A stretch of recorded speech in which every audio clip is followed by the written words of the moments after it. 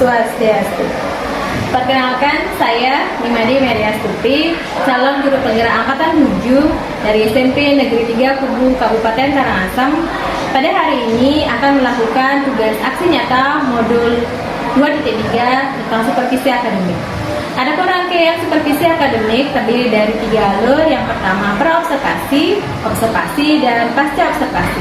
Dan pada hari ini saya akan melakukan kegiatan praobservasi bersama teman sejawat saya, yaitu Ibu Niloh Ayu Nida Ataniati, guru matematika yang mengajar di SMP Negeri 3. Ibu Loh, gimana kabarnya hari ini? Baik Ibu.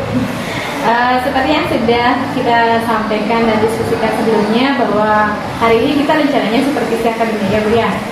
Gimana Bu persiapannya? Kira-kira udah siapkah? Sudah Ya Bu ya. Sudah siap.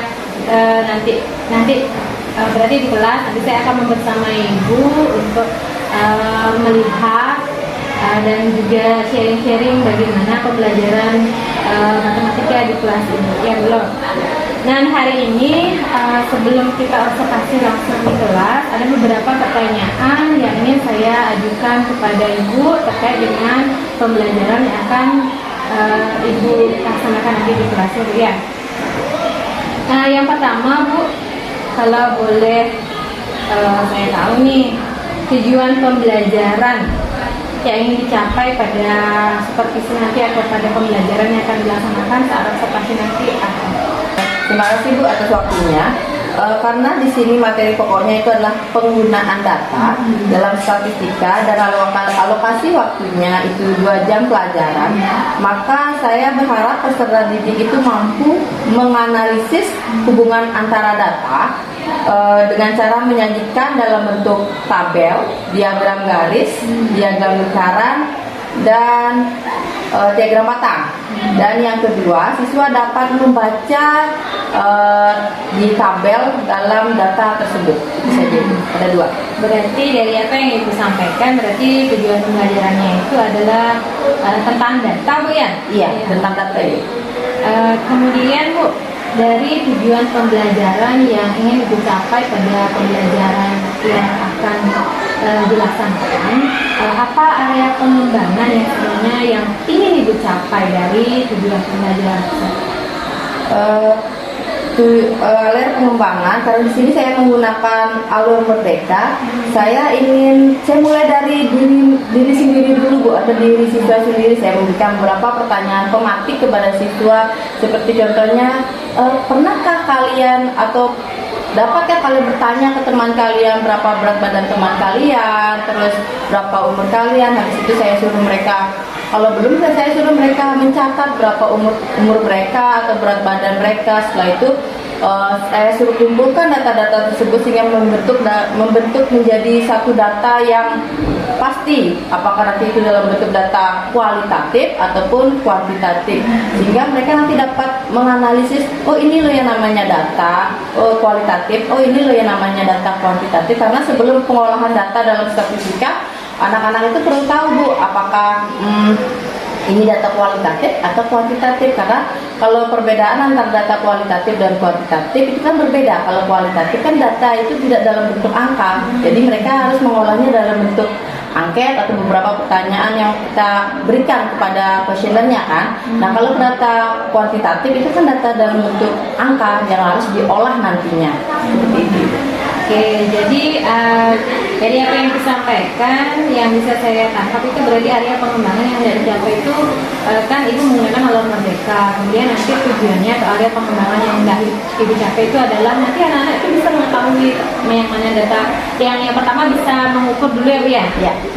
Mengukur dulu, kemudian akhirnya mereka tahu mana data kualitatif, mana data kuantitatif. Ya Bu ya? Ya. Nah, dari area pengembangan yang hendak Ibu capai, apa sih strategi yang sudah Ibu persiapkan?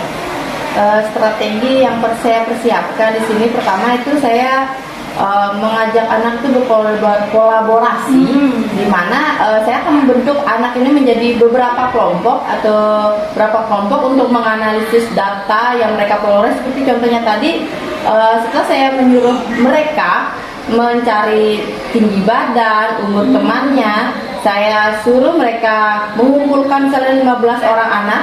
Setelah itu mereka olah data itu, mereka langsung, nanti ada pertanyaan, beberapa pertanyaan di LKPD yang harus mereka jawab agar mereka bisa membedakan, oh ini data kualitatif, ini data kuantitatif, sehingga nanti ketika mereka sudah bisa membedakan mana data kualitatif, mana kuantitatif, mereka bisa mengolahnya nanti di dalam materi berikutnya. Kan ada pengolahan data dalam statistika. Karena dasar sebelum mengolah datanya seperti saya bilang tadi, mereka harus bisa membedakan dulu kuantitatif mana, kualitatif mana, agar bisa diolah lagi nanti datanya. Oke.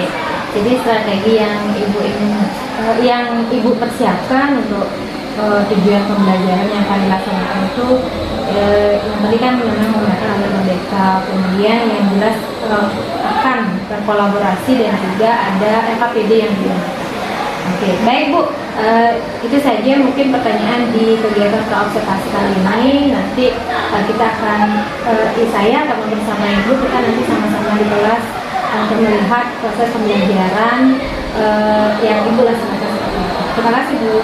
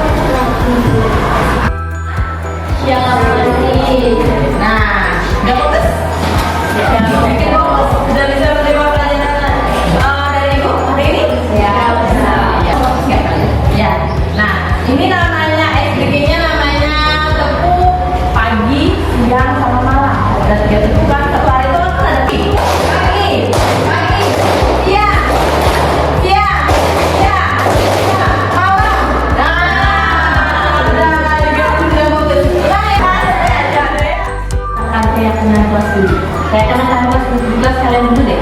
Sudah bisa dilaksanakan semuanya tak? Terdapat keyakinan yang kalian buat di kelas ini.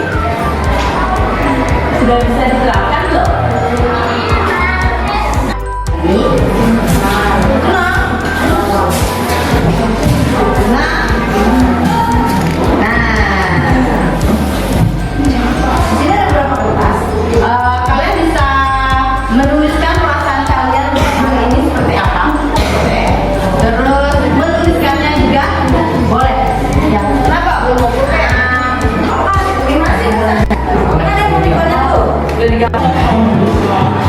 Sesuai dengan perasaannya, hari ini senang, hari ini sedih.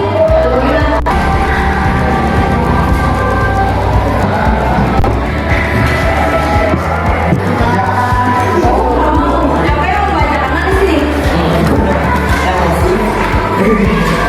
Bagaimana perasaan kamu dan teman-teman kamu?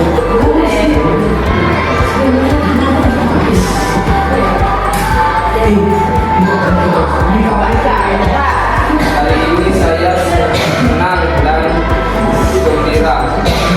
Hari ini katanya ada teman kalian yang sangat senang dan gembira. Yang kalian apa lebih? Yang lebih fokus ya. Nah, sekarang sebelum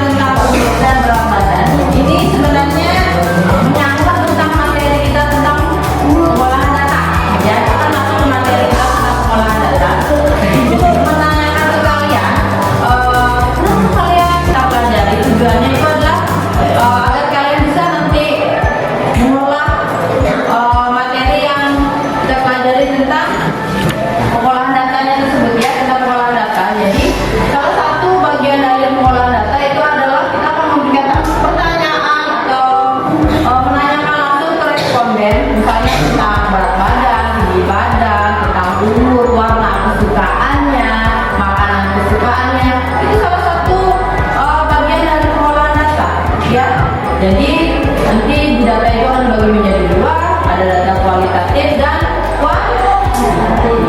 Nah, sudah jadi sebelum kita lanjut untuk membentuk suatu kelompok, jadi silakan kalian ada yang mau HP?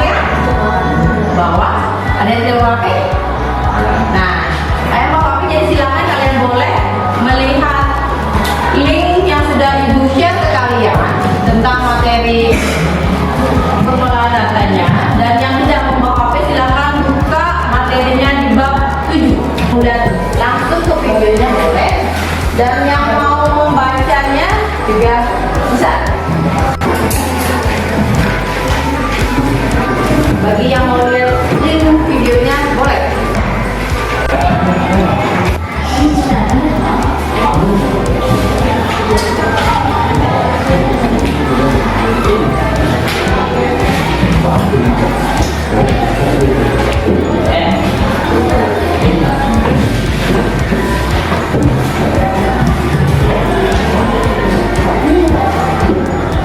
dipahami. Dan di sana kan baik di link YouTube yang ibu share dan di materi yang ada pada buku sudah tertera bagaimana kalian membedakan data kuantitatif, data kuantitatif, terus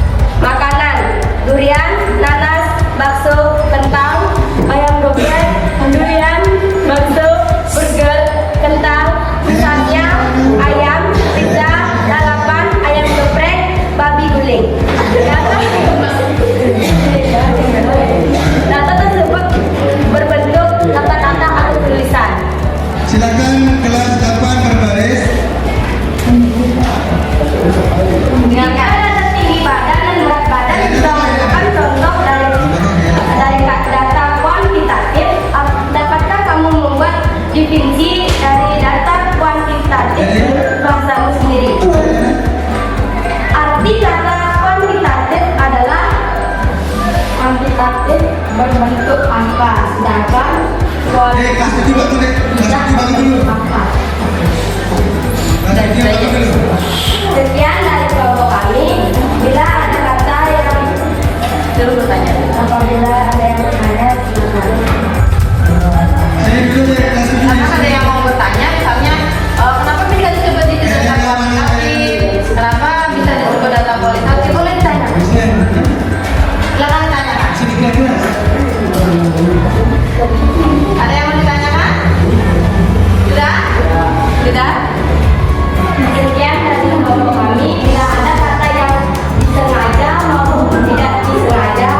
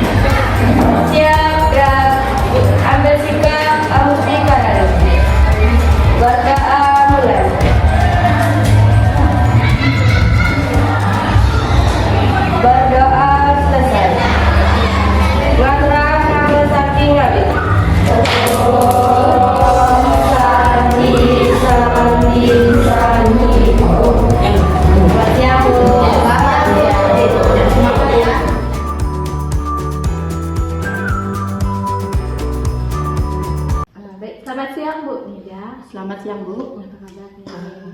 Sehat Bu. Saya ini mau ngajak Ibu ngobrol-ngobrol nih.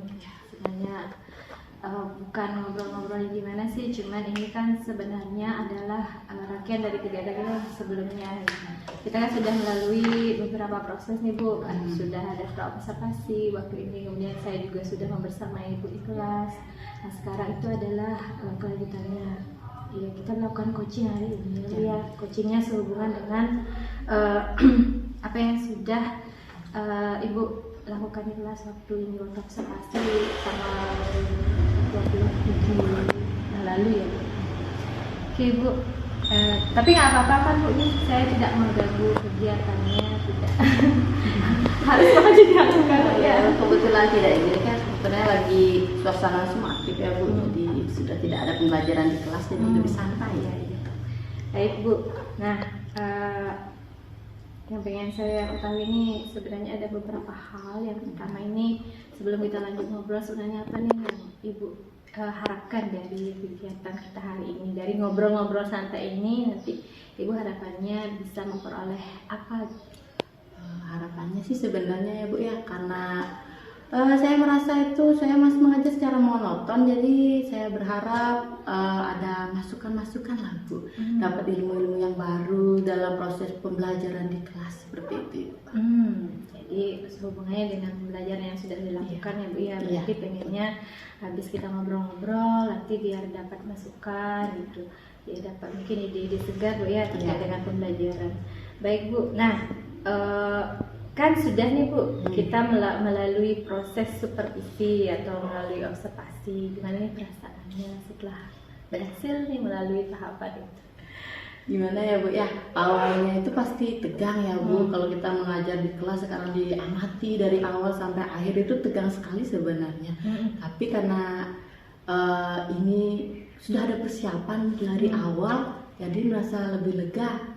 Oh sekarang dapat pembelajaran baru nih kayak gitu. Kalau kemarin-kemarinnya kan nggak ada persiapan apapun, langsung ajar aja, langsung ajar. Jadinya beda lah sekarang ketika waktu observasi itu jadinya lebih lega lah. Jadi ya saya tangkap bahwa Ibu merasa lebih lega kemudian karena saat observasi mungkin persiapannya lebih banyak, dan juga jadinya ketika observasi dilakukan lebih lega, dan seperti yang tadi Ibu sampaikan bahwa pengen dapat masukan dari apa yang sudah dilaksanakan. Nah, waktu kegiatan pra-observasi Ibu kan menyampaikan bahwa ada beberapa strategi yang Ibu gunakan. Nah, dari strategi yang sudah Ibu rencanakan untuk dilaksanakan saat observasi, apakah itu sudah dilaksanakan Bu? Untuk strategi yang kemarin itu kebetulan sudah terlaksana semua Ibu, tapi karena ini kita menggunakan strategi kelompok, jadi saya gabunglah dia berapa kelompok, setara jadi 5 kelompok lah waktu itu, 6 orang, jadi ada laki perempuan. Memang strategi itu sudah terlaksana sih, tapi kan ada juga beberapa anak atau kelihatan sekali timpangnya di mana ada yang benar-benar ya udah bekerja, ada yang sudahlah ikut-ikutan aja seperti itu Itu jadinya kendalanya di sana. Jadi sebenarnya strategi yang sudah Ibu rencanakan untuk Ibu gunakan saat pembelajaran itu sudah terlaksana, cuman mungkin masih mengalami beberapa kendala. Kemudian Ibu melihat ada beberapa anak yang tidak terlibat dengan aktif Iya, dalam tidak terlibat dengan pekerjaan aktif. itu. Nah, kemudian bagaimana dengan tujuan pembelajarannya? Kan Ibu sudah mencantumkan di RPP, kemudian juga sudah Ibu rencanakan bahwa ada tujuan pembelajaran yang ingin Ibu capai. Apakah sudah tercapai atau belum? Kebetulan waktu observasi itu tujuan pelajarannya sudah tercapai walaupun tidak maksimal karena mungkin keterbatasan waktu atau apapun di sana. Karena awalnya sih anak-anak memang bingung apa nih, kayak mana sih data dalam bentuk angka, mana sih data dalam bentuk dalam bentuk pertanyaan seperti itu. Tapi setelah mereka langsung terjun praktek langsung, anak-anak jadinya lebih paham, lebih excited ternyata anak-anak yang mengerjakan itu. Oke. Jadi sebenarnya tujuan pembelajarannya sudah tercapai dari apa yang sudah Ibu laksanakan. Tujuan pembelajarannya sudah tercapai, kemudian meskipun Ibu melihat mungkin hasilnya belum maksimal. Nah, kemudian yang saya ingin ketahui dari Ibu nih, sebenarnya dalam pelaksanaan pembelajaran itu hal-hal baik apa sih yang sudah Ibu jalankan atau yang sudah ada di pembelajaran yang sudah Ibu laksanakan, dan hal-hal apa yang masih perlu diperbaiki ke depannya? Hal-hal baiknya Bu ya. Kalau hal-hal baiknya berarti kan saya sudah anak-anak sudah bisa menjaga situasi kelasnya menjadi lebih kondusif, anak-anak jadi lebih aktif di kelas, terus mereka jadi lebih excited, lebih semangat untuk belajar matematika. Kan terkadang pelajaran matematika itu kan bikin anak-anak takut duluan ya Bu ya. Jadi setelah kita adakan dengan memberikan berapa contoh, berapa media, jadinya mereka lebih excited. Oh ternyata tidak sesulit itu seperti itu. Jadi sebenarnya hal-hal baiknya itu Ibu sudah melihat bahwa mereka excited, kemudian bersemangat, dan mungkin ketakutannya anak-anak yang menganggap matematika sulit menjadi agak hilang atau ibaratnya teratasi lah dengan apa yang sudah Ibu laksanakan. Kemudian ada hal-hal yang masih perlu Ibu perbaiki dari pelaksanaan pembelajaran? Pastinya kalau di pelajaran matematika hal seperti itu memang pasti ada kendalanya Bu ya, karena kemampuan kita kan lihat dari kemampuan anaknya juga sudah berbeda. Kalau yang pintar kan sudah pasti tanpa alat bantu apapun, media apapun mereka sudah cepat sekali menangkapnya. Kalau anak yang bukan tidak pintar sih tapi kurang lah di kemampuan di bidang matematika kan memang harus banyak medianya, banyak belajar lagi, itu ya kendalanya di situ. Jadi kendalanya adalah dari segi kemampuan siswanya. Jadi dari segi kemampuan siswanya yang berbeda, kemudian akhirnya Ibu juga harus melakukan pembelajaran yang berbeda, mungkin dari medianya. Nah, selanjutnya dari Ibu kan sudah menyampaikan hal-hal tersebut yang masih menurut Ibu itu masih perlu diperbaiki. Kemudian apa nih rencana tindak lanjutnya dari yang masih menurut Ibu masih perlu diperbaiki? Sekarang rencana Ibu ke depannya gimana? Rencananya ke depannya kan saya mulai lagi belajar lagi, artinya melihat tutorial di YouTube seperti apa, pelajaran yang menarik, menyenangkan buat siswa, agar siswa tuh semakin senang aja dengan pelajaran matematika. Terus ikut pelatihan-pelatihan, dan pasti harus berkomunikasi dengan rekan sejawat pastinya. Berkomunikasi artinya apa nih, pelajaran apa nih yang harus gimana nih, materi apa nih biar menarik nih sama anak-anak nih, seperti itu. Jadi rencana tindak lanjut Ibu dari hal-hal yang masih perlu diperbaiki itu mungkin masih belajar lagi, melihat mungkin ada beberapa video inspiratif ya, video pembelajaran inspiratif di YouTube, kemudian juga mungkin sharing seperti yang disampaikan dengan teman-teman sejawat. Nah, selanjutnya dari rencana-rencana itu ada lagi nggak Bu hal lain yang Ibu ingin lakukan untuk memperbaiki yang masih menurut Ibu menjadi kendala dalam pembelajaran? Sebenarnya ada banyak sih Bu ya, berarti kendala di siswa, di guru juga kan Bu. Berarti sekarang kendalanya di siswa dan di guru, gimana sih kita membuat mereka tuh seperti tadi menjadi nyaman ketika pelajaran itu. Kalau mereka awalnya tidak nyaman kan otomatis sudah udah ini pelajaran ini menakutkan seperti itu, udah nggak nyaman, udah nggak fokus jadinya mereka kan. Jadi sekarang adalah PR-nya saya atau guru yang lain itu pasti adalah membuat suasana itu jadi lebih nyaman di kelas dan lebih menyenangkan agar mereka juga senang berada di kelas mengikuti pelajaran itu. Nah sekarang kalau yang saya tangkap Ibu bilang bahwa anak-anak itu maksudnya guru-gurunya pengen biar anak-anak itu nyaman, menyenangkan belajar. Nah kalau menurut Ibu apa sih yang membuat anak-anak ini sebenarnya bisa nyaman dan menyenangkan, pembelajaran itu menyenangkan buat mereka itu seperti apa? Pelajaran yang menyenangkan kalau menurut saya berarti kan harus ada media-media yang membuat mereka menarik. Ya nggak bisa mengajar tuh monoton kan. Oh seperti ini misalnya 1 tambah 1. Gimana sekarang kita atau saya sebagai guru tuh membuat dari pelajaran yang kaku atau monoton, dari misalnya contohnya 1 tambah 1 itu menjadi menarik buat mereka seperti itu.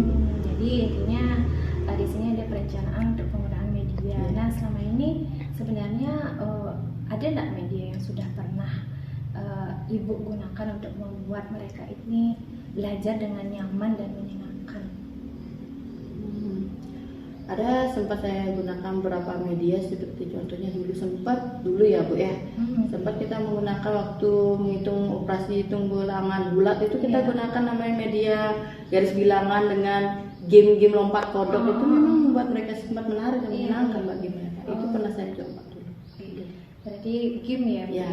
medianya waktu itu mau Game. Kemudian apa waktu itu kendalanya atau hambatannya sehingga kemudian Ibu memutuskan untuk bahwa itu bukan satu-satunya hal atau itu bukanlah hal yang membuat mereka menjadi senang dan semangat dalam belajar. Karena kan karakter anak itu kan berbeda. Ada yang senang belajar dengan fokus menonton, ada yang senang dengan tindakan langsung. Nah itu kendalanya kan game itu kan tindakan langsung, jadinya yang senang dengan tindakan langsung itu ya anak-anak jadi senang kan, gampang ya. Sedangkan yang pingin seperti menonton video tutorial itu jadinya apa sih ini, seperti itu jadinya. Jadi yang Ibu sampaikan itu adalah bahwa karakteristik anak berbeda, kemudian kebutuhan belajarnya juga mereka berbeda, dan yang saya tangkap Ibu menyampaikan bahwa gaya belajarnya mereka juga berbeda ya. Yang mungkin ya memang motorik ya, yang suka bergerak itu anak-anak suka dengan game, tapi mereka yang memang gaya belajarnya visual, kemudian ada audio visual itu mungkin kurang menyukai, mereka lebih suka sesuatu yang serius. Nah, Ibu pernah melakukan itu, kemudian Ibu juga mengalami kendala. Nah, sekarang selanjutnya Ibu, tadi kan Ibu memang sudah menyampaikan kalau pengen menggunakan media. Nah, rencana selanjutnya media seperti apa yang ingin Ibu gunakan? Rencananya sih Bu ya, kedepannya saya ingin menggunakan beberapa media seperti video pembelajaran atau enggak beberapa game-game seperti tadi contohnya sebut saya kayak lompat kodok itu, ingin nyoba yang seperti itu lagi, siapa tahu memang itu bisa membantu lah anak-anak untuk lebih senang lagi mempelajari pelajaran ini, bahwa pelajaran matematika itu bukan sekedar pelajaran yang kaku yang monoton seperti itu, ternyata bisa kita terapkan juga di game, di kehidupan sehari-hari seperti itu. Luar biasa. Nah, jadi yang saya tangkap nih bahwa Ibu rencana tindak lanjut selanjutnya itu adalah lebih memvariasikan media pembelajaran yang digunakan, jadi menyesuaikan dengan kebutuhan belajar murid. Nah, apa nih Bu kira-kira dari rencana tersebut akan mulai dilakukan? Nah, karena sekarang nih semester ini sudah mau berakhir nih, rencananya kegiatan itu saya laksanakan di semester berikutnya. Semester berikutnya akan coba saya terapkan, siapa tahu kan lebih meningkatkan motivasi siswa di sana. Kalau sekarang kan belum. Berarti mulai semester depan mungkin di awal-awal bisa mulai disesuaikan perencanaan pembelajarannya. Kemudian, nah, Ibu kan sudah punya rencana bahwa akan melaksanakan itu di semester selanjutnya. Kemudian ada perencanaan pembelajaran yang akan Ibu buat di awal. Nah, menurut Ibu hal itu berhasil, apa sih indikator keberhasilannya gitu? Saya rasa dengan kegiatan seperti itu walaupun belum pasti ya 100%, kemungkinan untuk anak-anak lebih semangat belajar, lebih pengen belajar lagi pelajaran ini nih, kayaknya ada loh Bu, karena ini lebih variatif kan, maksudnya tidak monoton, jadi anak-anak lebih excited untuk belajar. Oh iya, jadi indikator keberhasilan menurut Ibu bahwa ini berhasil ketika mereka terlihat semangat excited gitu, dalam ya. belajar. Nah, kira-kira ada nggak pihak-pihak atau orang-orang yang dilibatkan dalam rencana tindak lanjut Ibu? Pastinya ada ya Bu ya, pasti kita akan melibatkan rekan-rekan guru dan siswa. Mereka anggota yang ada di sekolah ini pasti kita libatkan Ibu untuk membantu kegiatan ini agar jalan dengan baik. Oh iya, berarti yang dilibatkan itu mungkin teman-teman sejawat, kemudian juga yang pasti murid dan mungkin pihak-pihak lain yang bisa membantu berjalannya kegiatan ini dengan baik. Nah, selanjutnya nih Bu, luar biasa saya dengar rencananya.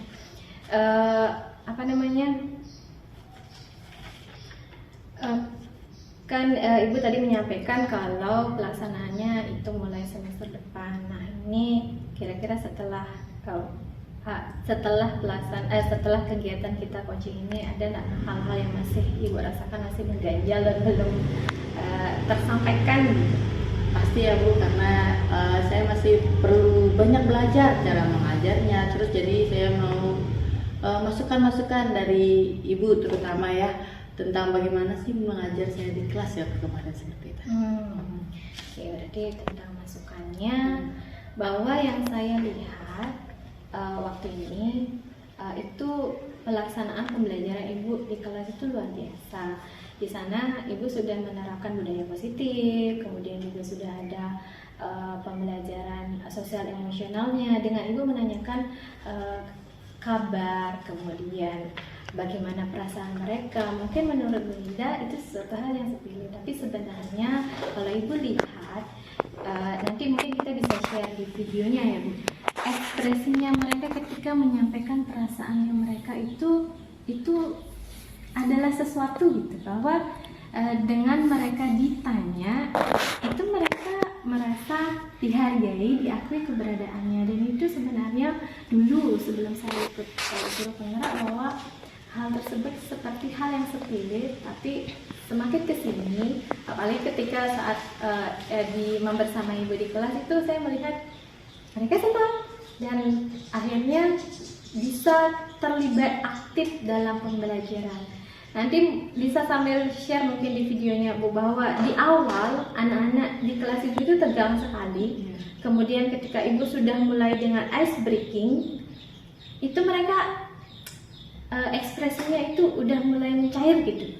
Apalagi kemudian ketika Ibu sudah melakukan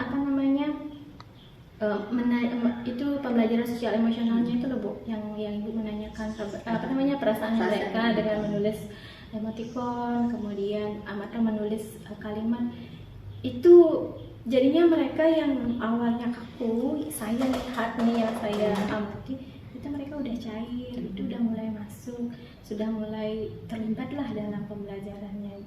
Jadi kalau yang saya lihat, kalau menurut Ibu pembelajarannya monoton, yang saya lihat waktu ini dengan hal-hal yang mungkin kecil buat Ibu, tapi itu berarti banyak dan pembelajarannya berjalan dengan luar biasa. Jadi kalau saya sih kedepannya pembelajaran sosial emosional dan juga penerapan budaya yang positif seperti keyakinan kelas yang ditanyakan di kelas itu mungkin lebih bagus kalau kita sama-sama di kelas itu sama-sama lanjutkan ya.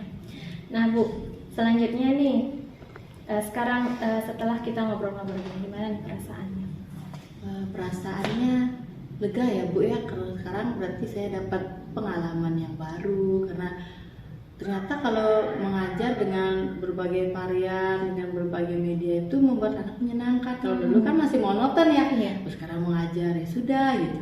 Kalau kemarin kan sempat ada persiapan, oh ini harus disiapkan seperti ini, jadi oh ternyata suasananya berubah, jauh berubah, jadi pengalaman baru, dapat ilmu baru jadinya saya.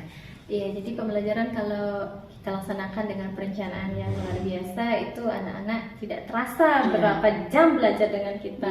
Dan hal-hal yang menurut mungkin yang belum melaksanakan seperti tadi yang saya sampaikan, kalau pembelajaran sosial emosional itu berdampak luar biasa ke anak-anak. Jadi ya apa ya, saya sih sama ibu, ayolah nanti kita sama-sama saling belajar, saling sharing bahwa pembelajaran sosial emosional, penerapan budaya positif, kemudian sampai nanti kita bisa benar-benar berdiferensiasi. Ayo kita sama-sama nanti belajar di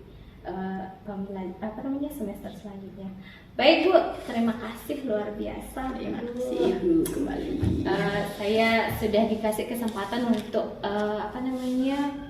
membersamai Ibu dari praobservasi, kemudian dari observasi, dan sekarang coaching untuk kegiatan pasca supervisinya. Saya luar biasa, terima kasih banyak. Saya juga belajar, semoga hal-hal yang kita dapatkan dari sharing-sharing berguna ya Bu ya. Oke, terima kasih banyak.